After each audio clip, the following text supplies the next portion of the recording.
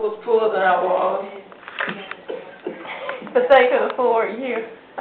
They couldn't afford me, so they paid off in old clothes or had the magazine. Instead of money? Instead of money. They were poor too. But the poorest white thought he was richer than the richest black. He said, oh, indeed, in the rich black. I really wanted money because I had a dress in Larry that cost $10. Had been in Larry all summer. It was going to be my prom dress. And I think I owed maybe $1 on it. So I was hoping I'd get paid $3, get my dress out of Larry and have $2 just to keep. But as I ironed, she cleaned the closet. I ironed, she cleaned the closet. This is true. So when I finished ironing and was ready to go, she said, well, there's a hat and some old clothes in a box. And I said, well, I needed money because they have a dress in their way. She said, well, the hat cost more than I was going to pay. I said, I don't wear hats. She said, give it to your mom. So I ironed all day for nothing. Sad but true. That is sad. Very sad. But you had a job in the Five and Dime at some point. Five and Dime when I finished high school, and actually when I finished high school, I was getting ready for college. Another story. You don't have time for this. But I went to. My brother was working at the 10-cent store, C.L. Bromberg's in Woodlawn, about maybe 12 blocks from my house. Of course, I walked. We had cars. But I worked at C.L. Bromberg's 10-cent store, 9:35, off half day on Wednesdays and on Sundays. And they started me off with $12.50 a week. 10-cent store. What did I do? Everything. There were no job descriptions for you, especially if you were black. They hired you to do one thing and then you did everything else. I was hired to clean and sweep the stock room.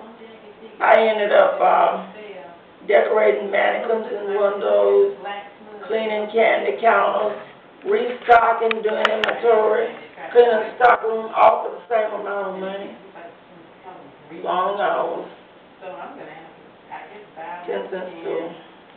So back then, where black people, well, they could shop there, black people couldn't eat in stores. Oh, yes, they were glad to have a shop, but most black people didn't have money to shop with anyway. So that didn't really pose a problem, but they were glad to have a shop. But I did a particular store, I got to tell. Doing inventory at the 10-cent store, after the store closed. I was the black colored girl and was a colored boy that worked. So when we did inventory, we counted everything, screws, all kinds of things. That was okay. That was the job. That's inventory. So when break time came, we were going to go eat across the street. So when I went across the street, the man said, who owned the store, looking in my face, she can't eat in here. Let her tell y'all what she wants. I'm thinking, but I knew it. I knew it. I just thought I could eat at the other end of the counter. Not even that. So Francis, good friend, white friend, good white friend, said, how do I know what she wants? I'd have to ask her. I can't read her mind. He's the one that asked her. So I came out with burger, something, anything. I wasn't shocked. That was the norm.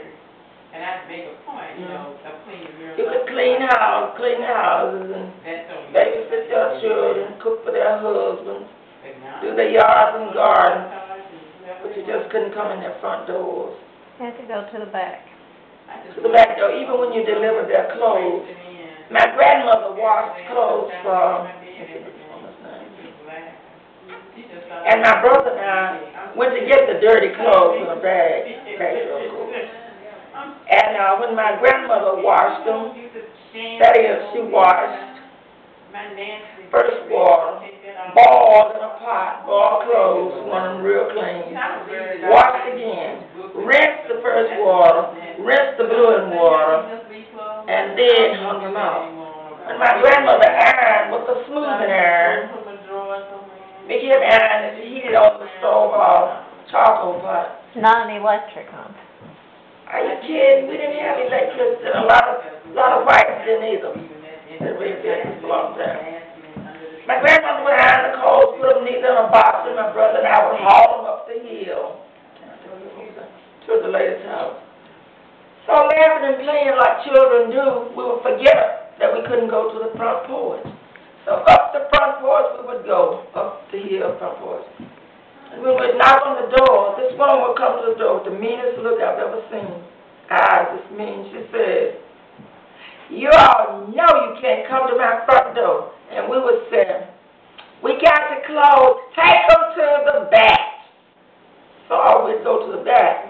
It was bad enough going to the back, but she had a dog back there that she didn't want to tie.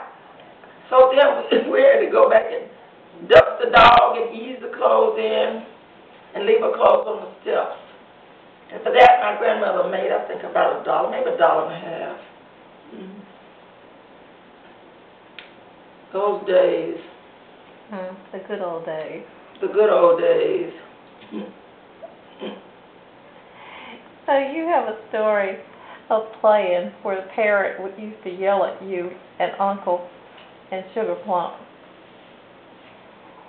Everybody yelled at us. The parrot that had been trained to yell. Yell. That was almost anybody. The parrot that yelled nigger and the one that Sugar Plum threw at. Oh, the parrot. They had trained the parrot to say nigger. The parrot would sit up on the back. Oh, by the way, we were in the attic in the first place gathering food. Food to sell to Mr. Beeland for his hogs. He paid us a nickel a basket. So we got the leftover food from White People's garbage can because we didn't have food to throw away, so our garbage cans had nothing like that in them. Up the alley, the white kids would throw rocks at us, and they had a big parrot. That parrot was so big and pretty.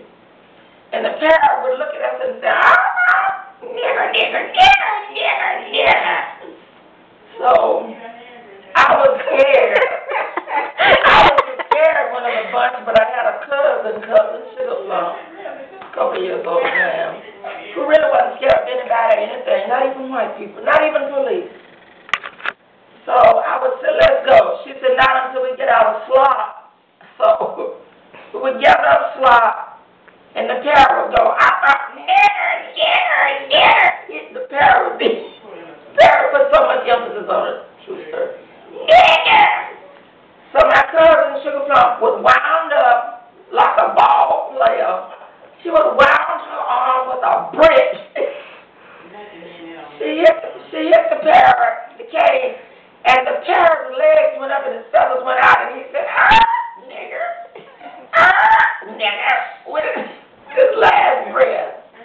And of course, the white kids was running us.